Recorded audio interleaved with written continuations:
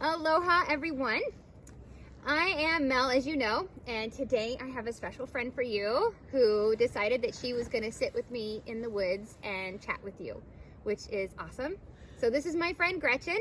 Gretchen, tell us where you're from. Hello, my name's Gretchen Powers, and I met Melissa here in Kodiak, Alaska about 3 years ago now. Yeah.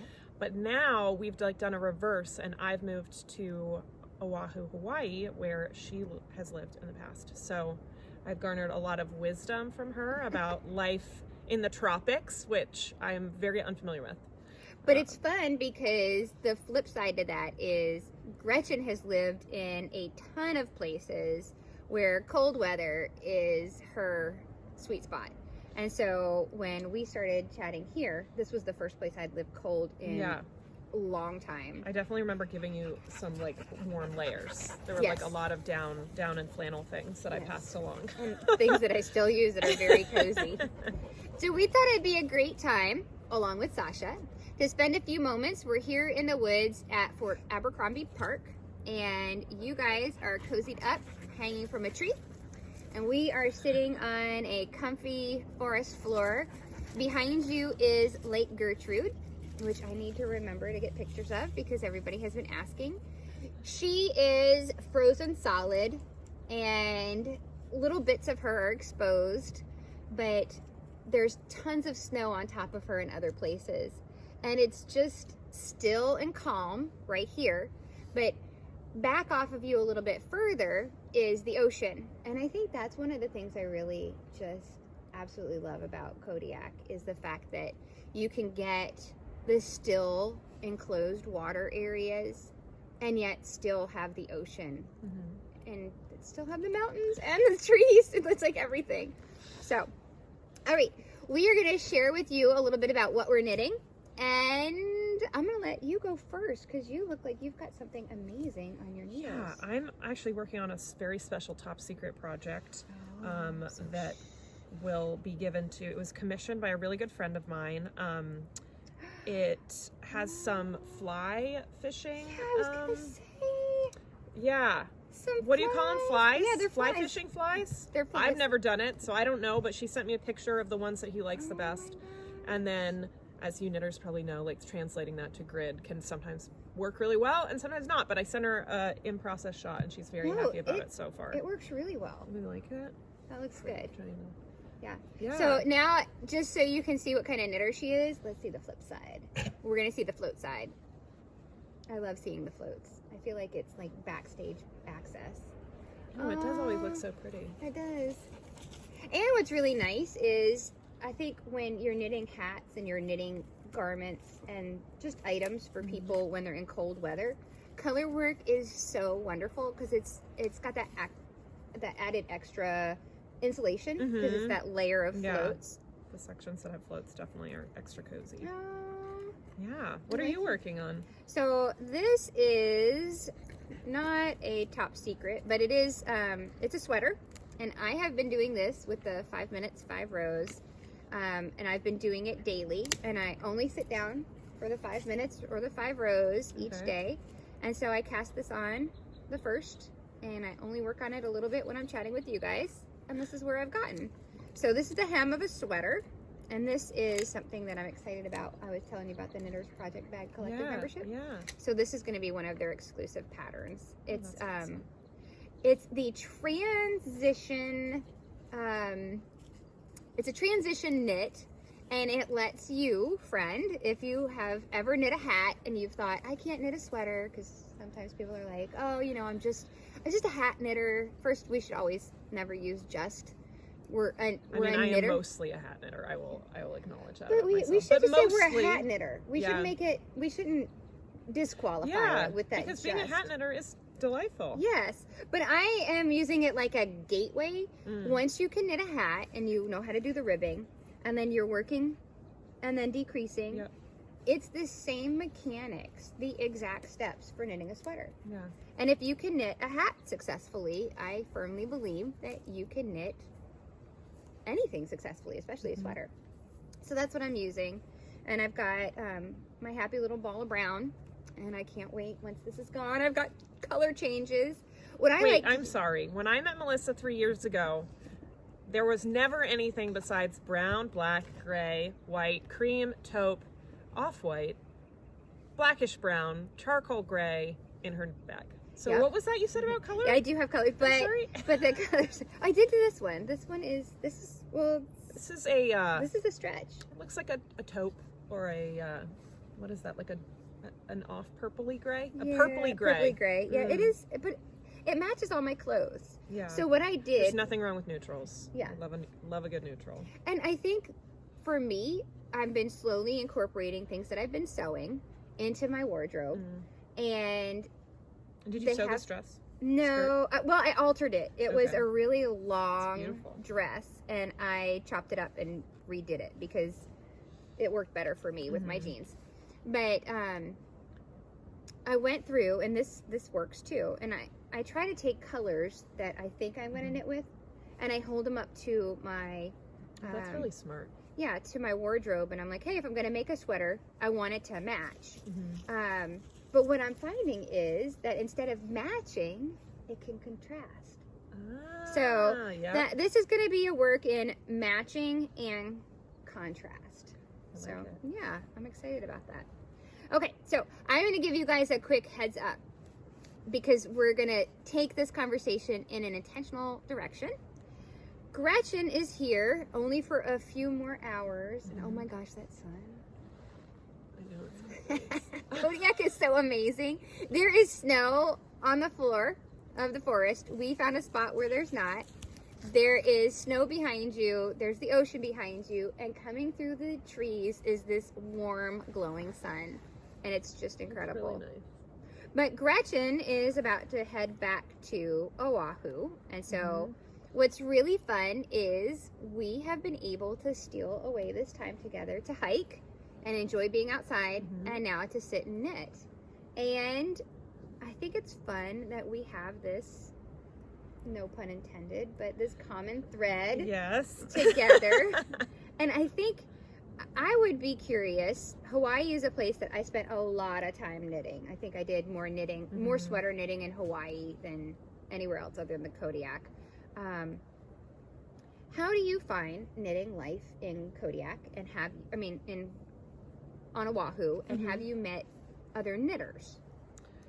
Yeah, so it was funny when we were first moving, everyone asked the question like, oh, are you going to start knitting bikinis? They like couldn't comprehend that I would still knit things for cold climates. And I was actually surprised because I do have an online shop where I sell my knits, that business was just as good for me this year as any other year. And even I had people on Oahu buying knit hats. So that was... It gets cold. I mean, not to be silly, but it does get cold in the winter, and then you can travel to neighboring islands that actually get cold in the winter, or even the summer when you get up high, like on Maui or the Big Island. I was gonna say you can hike up Mauna Kea, and you're gonna need a lot of clothes. Some warm clothes. So yeah, I've definitely I haven't dabbled yet in like summer fibers, which is what's coming next for me. I've set aside some time this spring to work on some like cotton linen tanks. I have linen. Okay, yeah, I think I might need some. I need to hit you up for some recommendations. And when it gets down to it, I love wool, but I love linen. I think I've never knit with linen. Oh, and sometimes people talk about how the fibers are different. Obviously, we know this, that they're made. You know, we have animal, where they give us wool, and you know, even animals give us silk.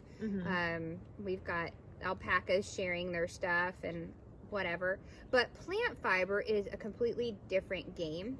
And what I like to think about it is, you know, my dog is running and playing and having a good time, and she's she's got this freedom of movement, and that's how my wool and my animal-based fibers are. And then just like the trees, very rigid and sturdy and upright and holding their own. And so you'll find that whether it's with cotton, as you're knitting with it on your hands, there's not that tendency to give as much. I think material remembers their source, if that makes sense. So linen, I've spun with linen before, and it's definitely tricky. And knitting with it, there are lots of different tips and tricks. I'll have to share some with you. Yeah, I would love that. I used to knit with my linen a little damp. And And linen's great if you're knitting at the beach. You shake it right off and you don't have to worry Yeah. about sand in it. Yeah. So have you found a community there? I have made a few knitter friends on Instagram. And there is a woman who dyes yarn that I've met at markets. Oh, cool. Those are the two people I know on island. I've met these two women that knit.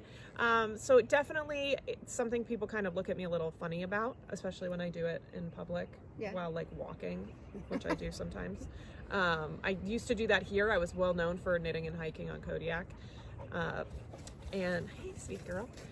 And Okay, come over. but I haven't, I think the maker community on Oahu is really strong, and there's some wonderful people making beautiful things, fabrics and jewelry and stuff like that. And so I have made a lot of friends within that community, but not really knitters specifically as much. And I think that we were talking earlier, obviously, before we started this moment chatting with you, but when you move, it does take some time to transition into finding that, like we were talking about, that footing underneath of you, to kind of give you a sense of security and a sense of belonging. And it's just kind of like swatching.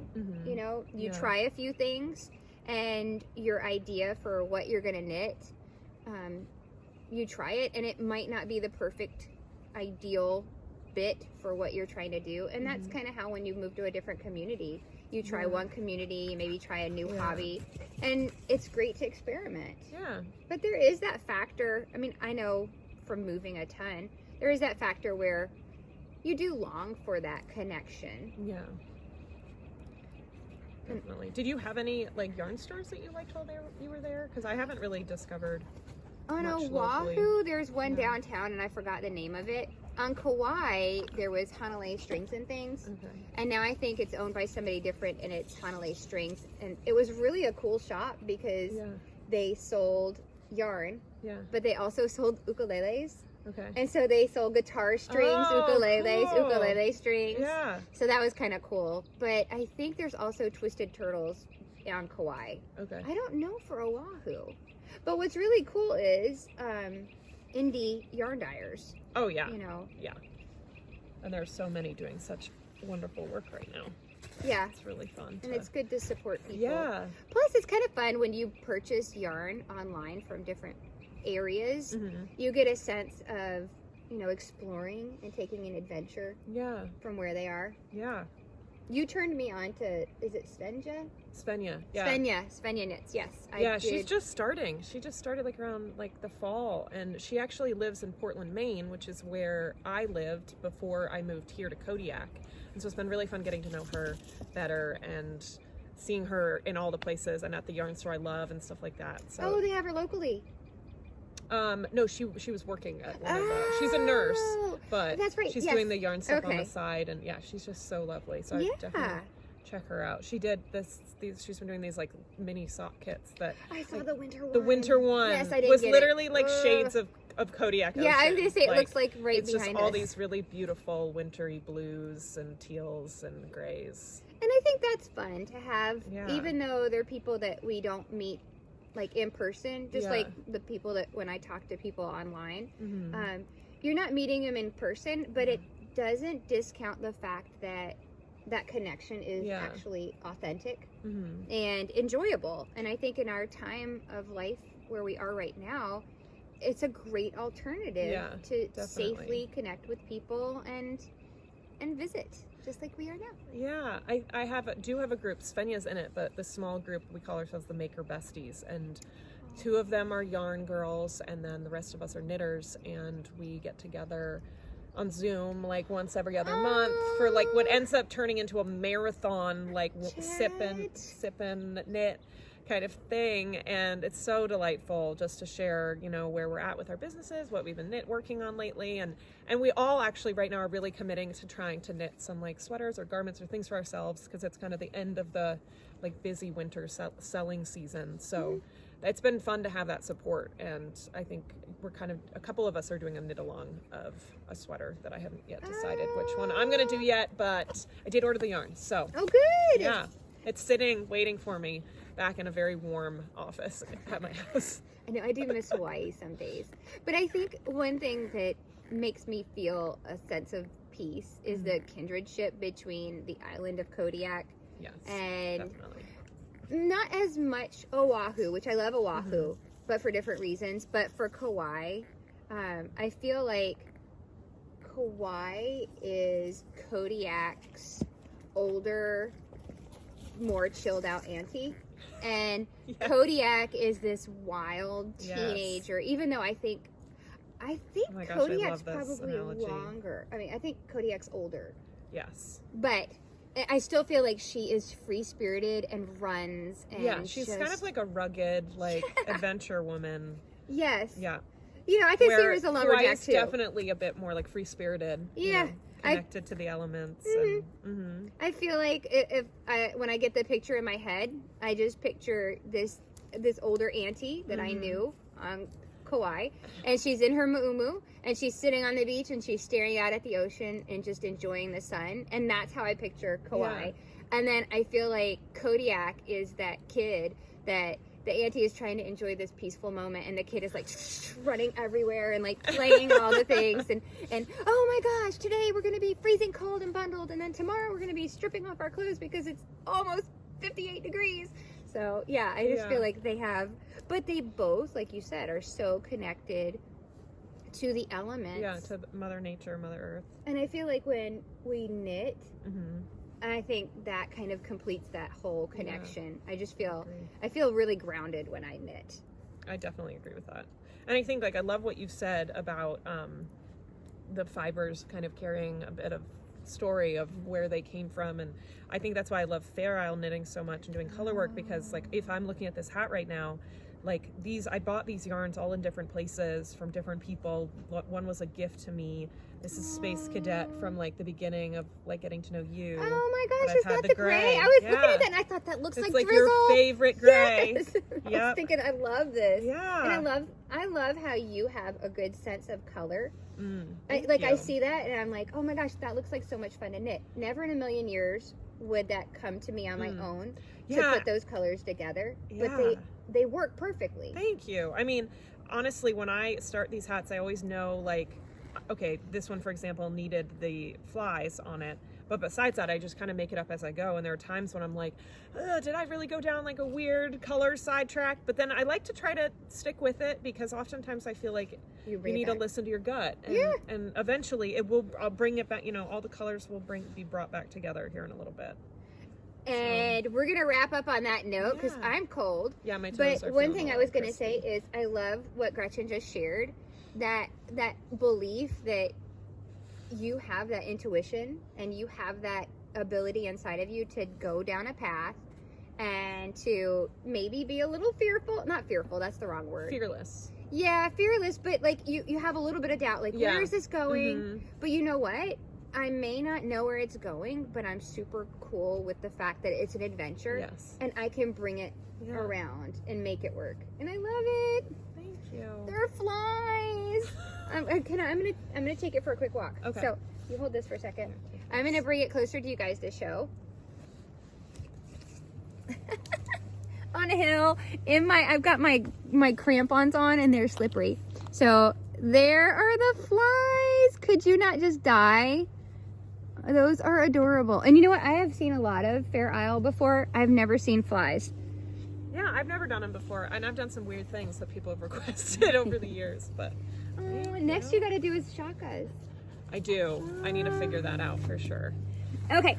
Well, thank you guys for visiting with us, and thank you for being so smooth. And thank you for the kisses. you guys enjoy the rest of your day, and wherever you are, whatever island your home is on, or if you're landlocked and no water in sight, doesn't matter where you are or what you're making, you have this value inside of you. You are a treasure, and it's not dependent on what you create or what you make or what you do. And if you're going to be mindful about anything, you should be mindful about that.